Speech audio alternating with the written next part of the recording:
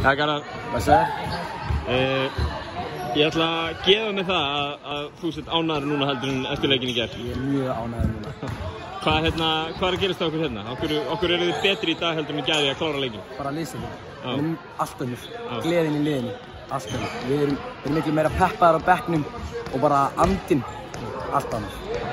Talar andan, það var nú alveg svona fyrir okkur áhorfendurna. Það sást nú alveg bara munur á fyrrihálfleikum núna og fyrrihálfleikum í gær. Þið voru alveg byrjaðir frá fyrstu mínútu öskra og svona. Var það eitthvað sem þið fóruð yfir sérstaklega fyrir leikinn að vera aðeins peppari? Já, það var eitthvað sem við lögðum áherslu á og sögðumst alltaf að leggja áherslu á. Heldur það hafi hjálpað ykkur að vera í close-leik í gær? Já, við lærðum mjög mikið af þessu. Já. Svo já, það hjálpaði okkur mjög mikið. Fyrsti sigurinn kominn í hús og svona ákveðin léttir. Einn leikur eftir á mótinu, það er Svíþjóð á morgun. Hafið þið eitthvað náðu að kíkja á þá? Já, við erum búin að ná að skáta þá aðeins, svo við verðum rétti fyrir þá. Svona alveg í lokin, hvernig finnst þér liðið vera að koma saman á þessu Norðurlandamóti? Bara geggjaðir. Mér finnst þetta frábærir einstaklingar og ég finn það bara að þessi hópur er alltaf að vera meira og meiri vinir, skilur við.